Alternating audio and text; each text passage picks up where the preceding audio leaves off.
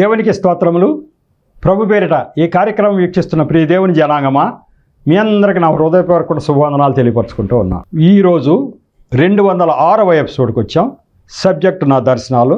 అందులో దేవుడు ఇతర జనులను బాగా ప్రేమిస్తున్నాడు అనేటువంటి దర్శనం ఒకటి తీసుకుని ఆ ఎక్కడెక్కడ ఎట్లా ప్రేమిస్తున్నాడు అని అర్థమవుతుంది అనే విషయాన్ని చెప్పుకుంటూ వస్తూ, దేవుడు ఇతర జనులను ప్రేమిస్తున్నాడు అని అంటానికి ప్రధానమైన రుజువు, మీరు ఎన్ని కష్టాలు వచ్చినా ఇతర జనుల దగ్గరికి వెళ్ళి సువార్త ప్రకటించాలి, నేను సృష్టికర్తనని వారికి అర్థమయ్యేటట్టు చెప్పాలనే ప్రధానమైన బాధ్యత క్రైస్తవులైనటువంటి వారి మీద దేవుడు పెట్టడం చేత దేవుడు ఇతర జనులను బాగా ప్రేమిస్తున్నాడు అని రుజువు అవుతూ ఉంది.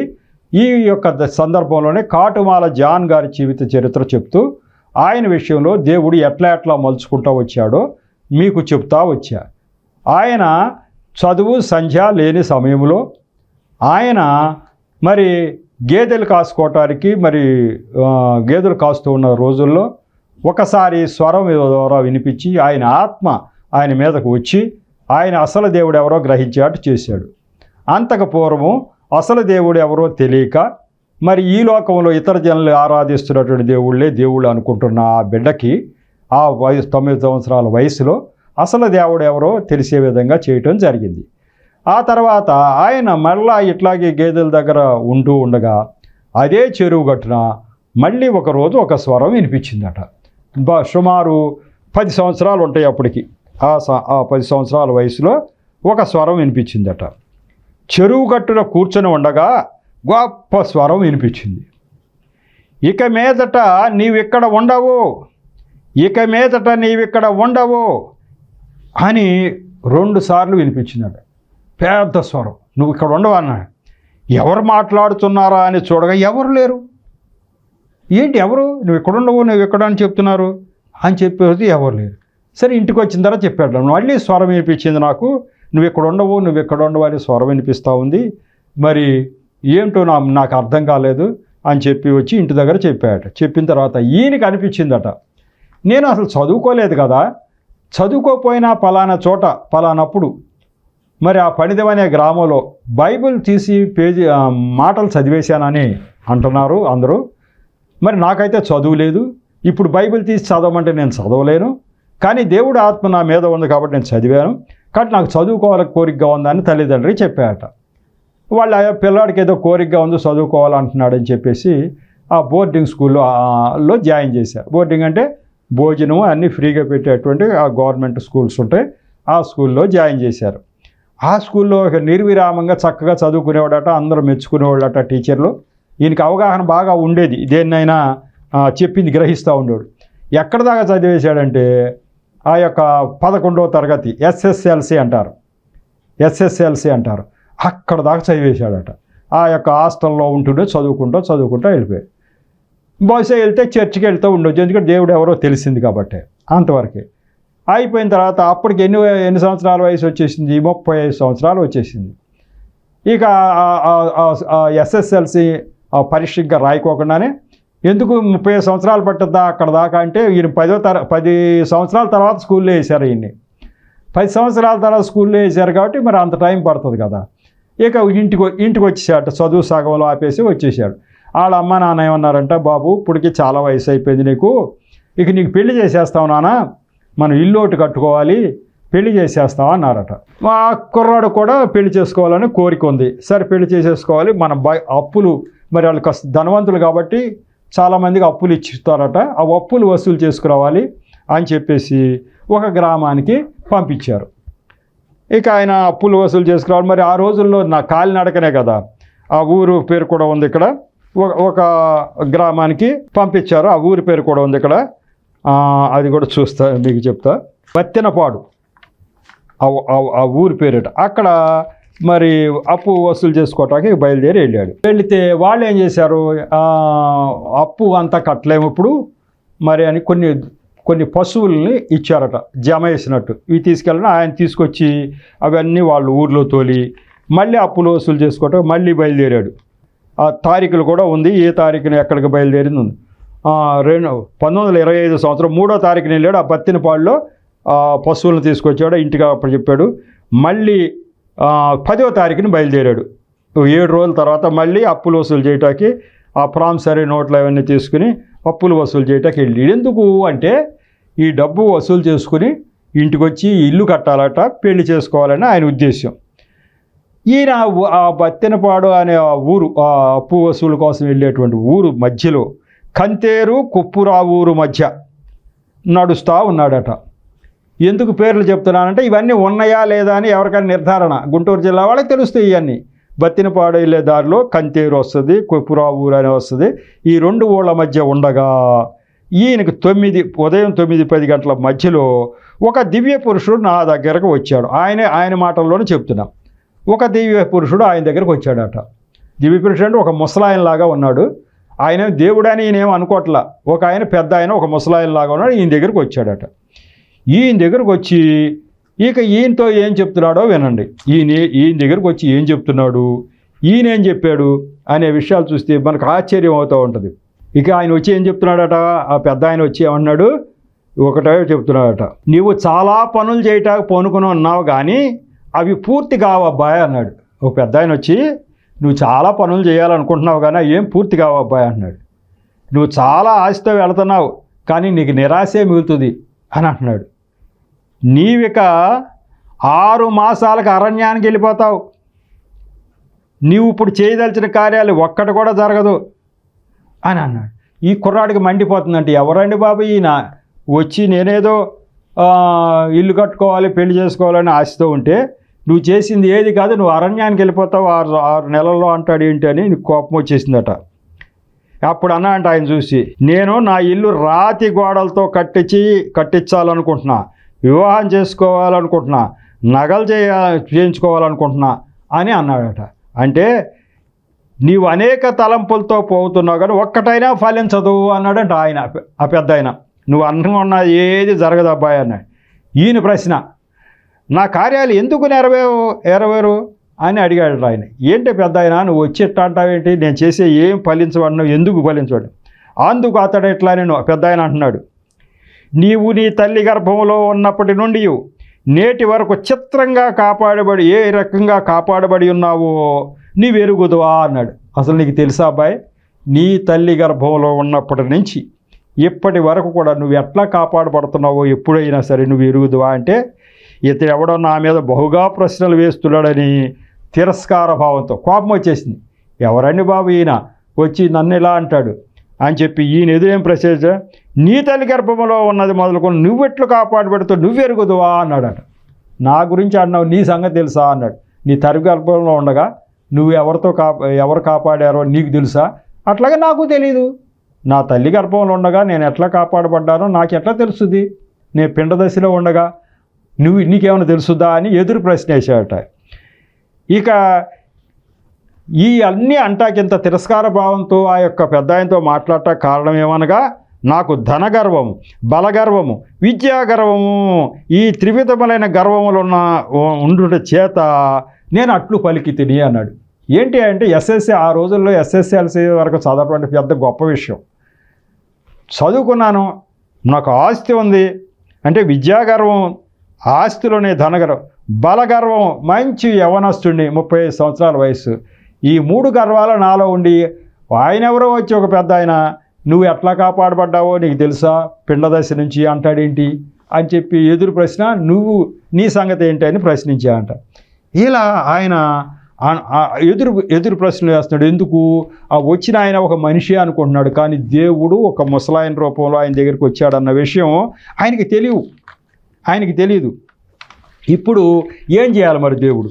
నిజంగానే ఈయన్ని దేవుడు ఏర్పరచుకోవటం చాలా గొప్ప విషయాలు. ఆయన చెప్తా వచ్చాడు.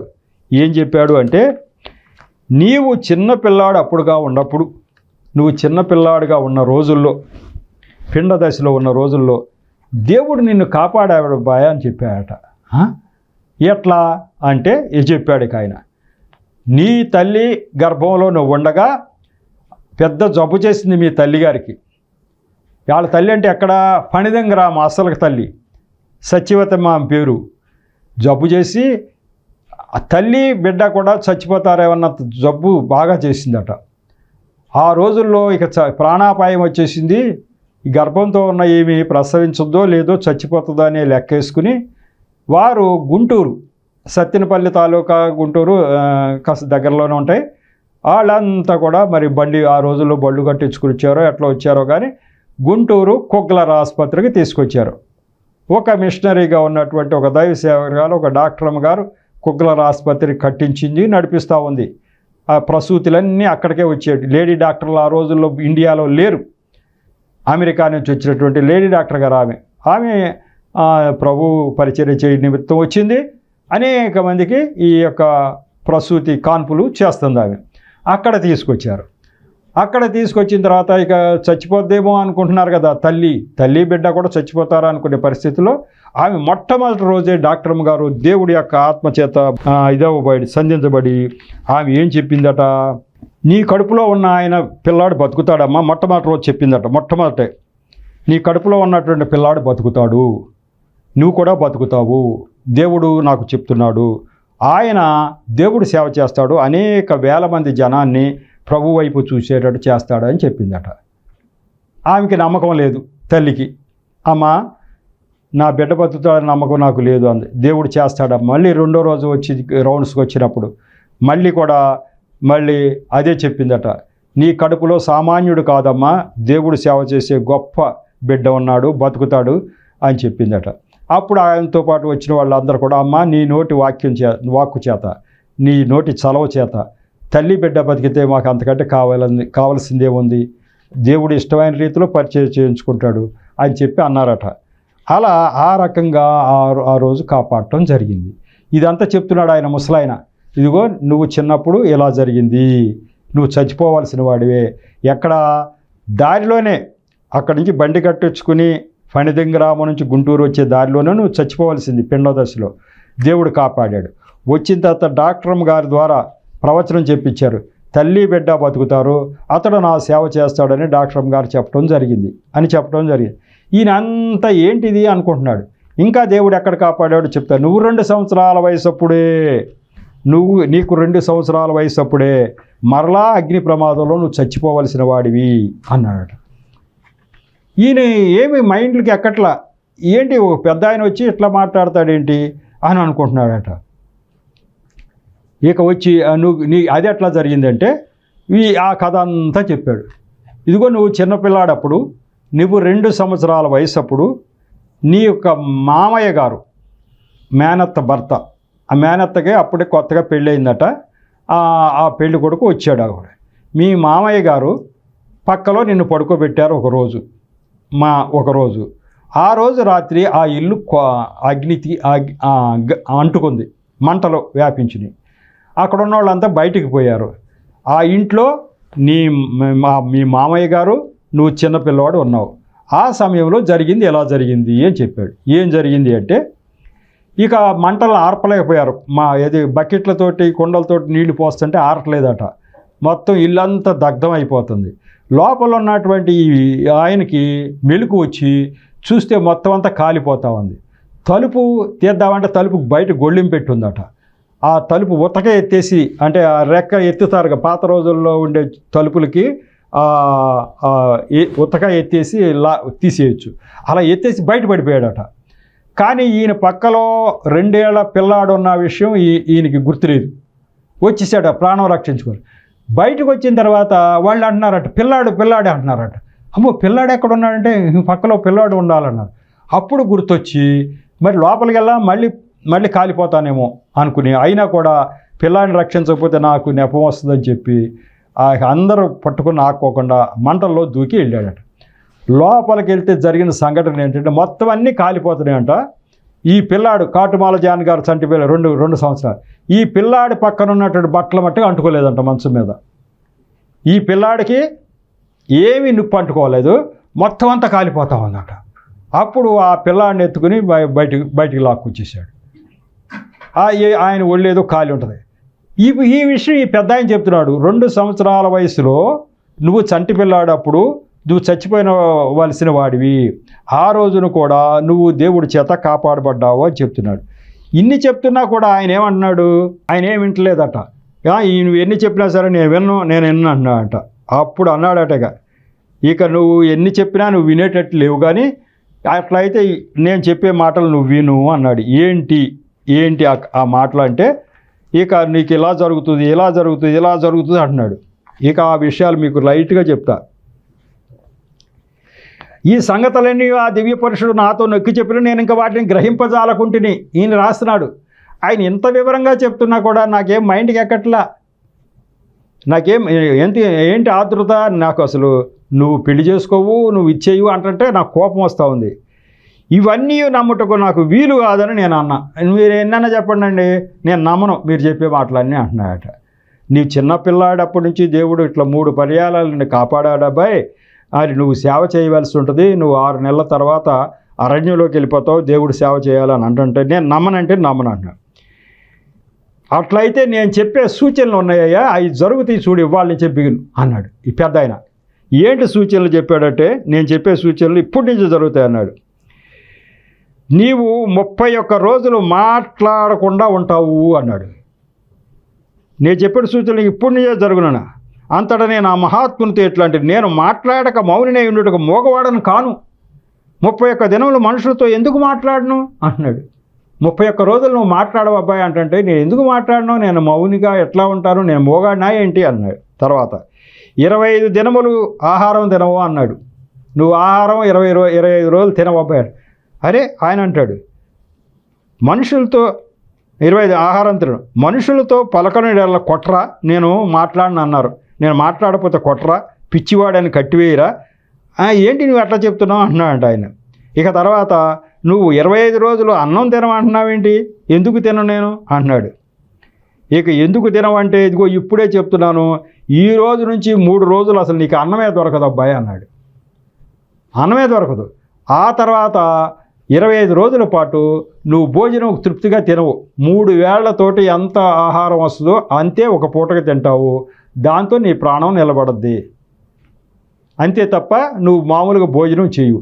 ఏ రోజునైతే భోజనం చేస్తావో, 25 రోజులు అయిపోయిన తర్వాత ఒక్కరోజు భోజనం చేస్తావో, ఆ రోజు దేవుడు ఆత్మతో నీవు సంధింపబడి అరణ్యానికి కొనిపోబడతావు.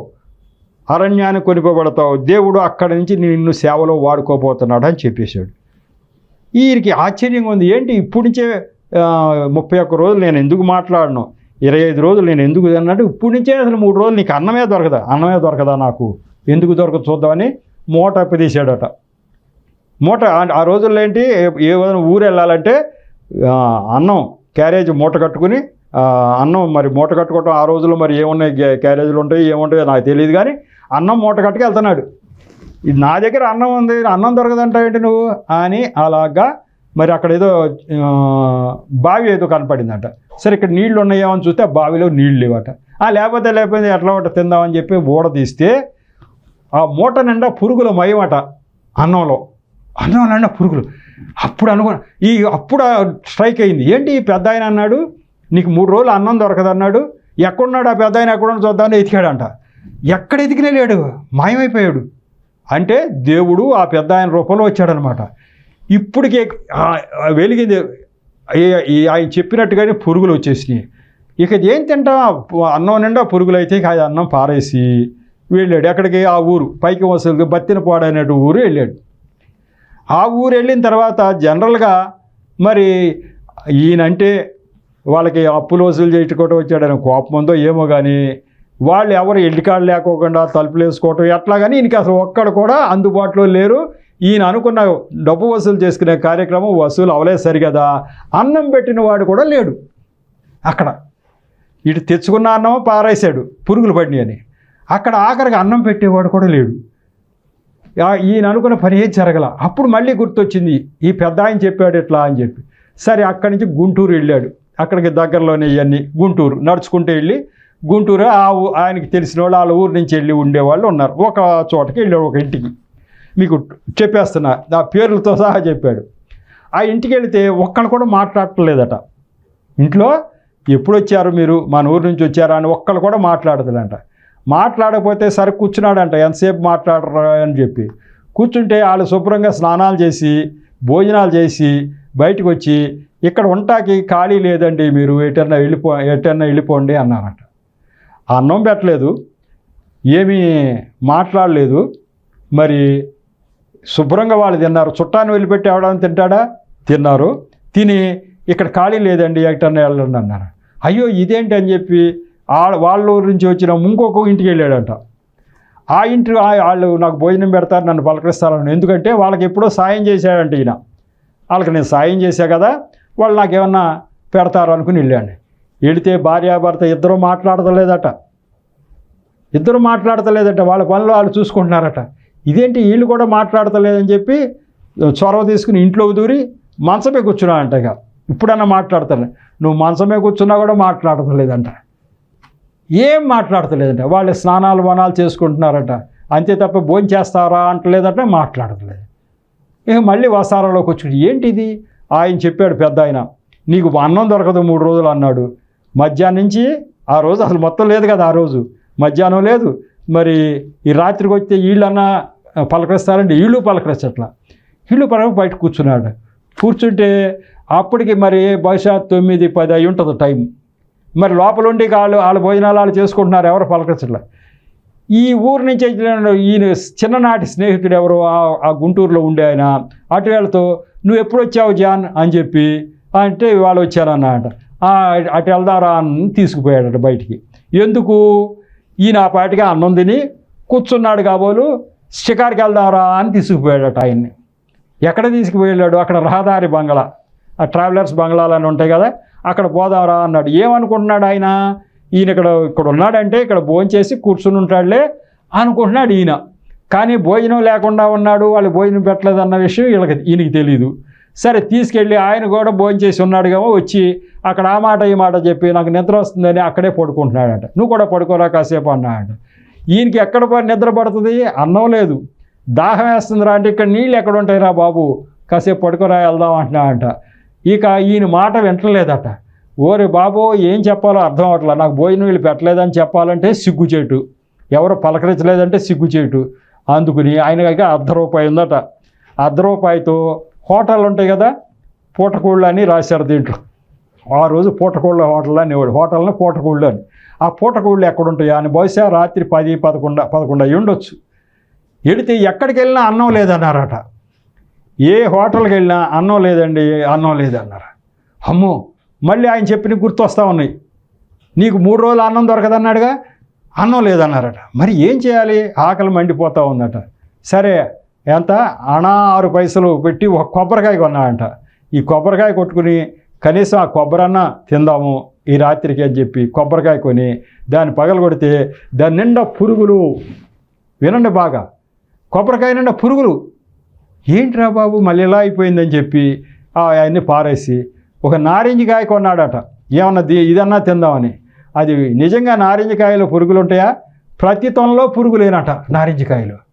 అప్పుడు ఈయనకి అర్థమైపోయింది, అమ్మో ఆ చెప్పిన ఆయన సామాన్యుడు కాడు, ఆయన సాక్షాత్తు దేవుడై ఉంటాడు.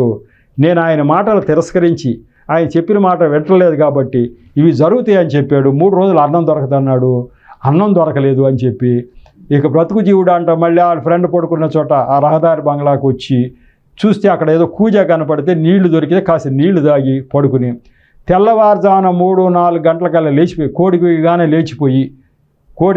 లేచిపోయి అక్కడి నుంచి నడక పట్టుకున్నాడు. గుంటూరు నుంచి ఈ ఊరు మంగళగిరి, మరి చాలా కిలోమీటర్లు, ఆ రోజులు అంతా నడకే కదా. అక్కడి నుంచి ఐనవోలు వరకు గుంటూరు నుంచి సుమారు 20-30 కిలోమీటర్లు ఉంటుంది దూరం. అది మొత్తం తెల్లవారులు అదే 3 గంటల నుంచి బయలుదేరి ఇక్కడికి వచ్చేసాడట. ఇక్కడికి వచ్చాడు, చాలా టైం పట్టిందంట. ఇప్పుడు సాయంకాలం అయిందంటే 3 రోజులు అన్నం లేదు, కిందటి రోజు లేదు, ఈ రోజు లేదు, అన్నం లేదు. ఇంటికి వచ్చేటప్పుడు ఆ మొహం చూస్తే జనం అందరికీ ఉంటాయి కదా, 3 రోజులు అన్నం తిన్నవాడి మొహం ఎట్లా ఉంటుంది? అన్నం తినకపోయేసరికి ఏంటి బాబు ఎలా ఉన్నాడు. ఆయన ఏం చెప్పట్లేదట. ఇక నేను మాట్లాడటం లేదు, నేను ఇక మాట్లాడే టైం పెద్దగా లేదు అంటున్నాడు. ఇదిగో సాయంకాలం అవుతుంది, నాకు 31 రోజులు మాట్లాడుకోవడం రావంట, నేను అరణ్యానికి వెళ్ళిపోవాల్సి వస్తుందట, నేను దేవుడి సేవ చేయవలసి వస్తుందట. అంటే వాళ్ళ అమ్మ నాన్న లబోది బో అంటున్నారట. ఇదేంటయ్యా బాబు, అరణ్యానికి వెళ్ళిపోవటం ఏంటి? నువ్వు పిల్లలు లేరని నిన్ను తీసుకొచ్చి పెంచుకున్నావు, నువ్వేమి ఎట్లా అంటున్నావు ఏంటి బాబు? నువ్వు స్నానం చేసి భోజనం చేతికని రమ్మని స్నానం చేయమంటే నేను స్నానం చేయను అంటున్నాడు. సరే భోజనం పెడతాం, భోజనం పెడితే 3 వేళకి ఎంత వస్తుందో ఆ అన్నం, ఆ 3 వేళకు వచ్చిన అన్నమే తీసుకున్నాను. అంటే అది ఆ దేవుడు ప్రేరణ లోపల అంతే. 3 ఏళ్ళ కంటే ఎక్కువ నేను అంతకంటే ఎక్కువ తిన్నాను అంటే లోపల అది దేవుడు కలగజేస్తా. అంటే 31 రోజులు మరి భోజనం 25 రోజులు భోజనం లేకుండా మొదటి 3 రోజులు అసలు అన్నం అనేది లేదు. ఆ తర్వాత 3 వేళకి ఎంత ఆహారం వస్తుందో అంతే తిని బతుకుతావా అన్నాడు 25 రోజులు.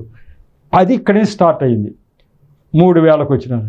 కాబట్టి అక్కడి నుంచి సాయంకాలం అయ్యేసరికి నోరు పడిపోయి మాటలు రావట్లేదట. అమ్మో మాట్లాడట్లేదు, ఏం చేయాలని మరి ఉండవల్లిలో, విజయవాడకి దగ్గరలో ఉంటుంది అది, ఉండవల్లిలో వాళ్ళ అన్నయ్య ఉంటే అక్కడ తీసుకెళ్ళి అక్కడ కూడా మాటలు రావట్లేదు. ఏంటి మరి ఈయనకి ఎట్లా అయిందని అట్లా దేవుడు ఏం చేశాడు, యోనాని ఆ రోజుల్లో సువార్త ప్రకటించడానికి వెళ్ళకపోయినందుకు వెళ్ళేటట్టుగా చేయటానికి సముద్రంలో పడయించి చేప చేత మింగిచ్చి మళ్ళీ అక్కడ కక్కిచ్చి అక్కడ సువార్త ప్రకటింప చేసినట్టే ఇక్కడ సాధు జాన్ గారిని నేనెందుకు సేవ చేస్తాను, నేనెందుకు పెళ్లి చేసుకుంటాను అన్నటువంటి మనిషిని ఏ రకంగా తీసుకొచ్చాడు. ఈ సూచనలు దేవుడు చెప్పినట్టుగా 31 రోజు మాటలు రాలేదు. అలాగే భోజనం 3 వేళకి ఎంత వస్తే అంతే తిన్నాడు. అట్లా దేవుడు చెప్పినట్టు చేసి ఆ రకంగా అప్పుడు జ్ఞానోదయం కలిగిన తర్వాత ఇక ఆయన దేవుడు ఆత్మ చేత తోసుకుని నేను అరణ్యంలోకి వెళ్ళిపోతున్నా, ఇక నా మీద మీరు ఆశ పెట్టుకోవద్దు, నాకు ఆస్తులు గీస్తులు ఏమీ అక్కర్లేదు, నేను వెళ్ళిపోతున్నా, నువ్వు ఎక్కడికి వెళ్తున్నావు అంటే నాకు తెలియదు, నేను వెళ్ళిపోతున్నా, దేవుడు ఆత్మ చేత మరి ప్రేరేపడి వెళ్ళిపోతున్నా, అరణ్యానికి వెళ్ళిపోయాడట. ఇక అరణ్యానికి వెళ్ళిపోయిన తర్వాత ఇప్పుడు జరిగినటువంటి సంఘటన ఏంటంటే ఆ యేసు ప్రభువారు ఆకాశంలో కనిపించాడట. యేసు ప్రభువారు ఆయన వెళ్ళేటప్పుడు ఆరోహణం ఎట్లా అవుతాడో అట్లా ఆరోహణం అవుతున్నట్టు ఈయనకి కనిపించిందని చెప్పాడు.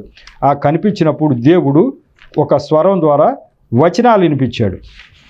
ఆ వచనాలు ఏంటి అనేది మీకు చెప్తాను. మరి ఈ యొక్క ఎపిసోడ్లో అది సరిపోద్దేమో అనుకుంటున్న టైము, ఆ తర్వాత ఎపిసోడ్లో అయినా నేను దాన్ని చెప్పాలి. రెండు వచనాలు ఎంత టైం, 2 వచనాలు చదివేస్తాను. దేవుడు ఆకాశంలోకి ఎట్లా ఎక్కిపోతాడో అట్లా ఎక్కిపోతాడు అరణ్యంలో ఈయనకు కనిపించింది. 1 కొరింథీ 14వ అధ్యాయం 1 నుంచి 8 వచనాలు, మార్కు సువార్త 16వ అధ్యాయం 15 నుంచి 18లోని విషయాలు నాకు తెలపబడినాయి. అది ఆ వాక్యాలు వినిపించినాయి ఈయనకి. నాకు అనేక దర్శనాల్లో దేవుడు ఎట్లా మాట్లాడాడంటే నా చెవులు వినిపించేది దర్శనం. ఇదిగో రోమా 8:29 అని చెవులు వినిపించేది. పొద్దున్న లేచి రోమా 8:29 ఏంటి అని చూసుకునేవాడిని.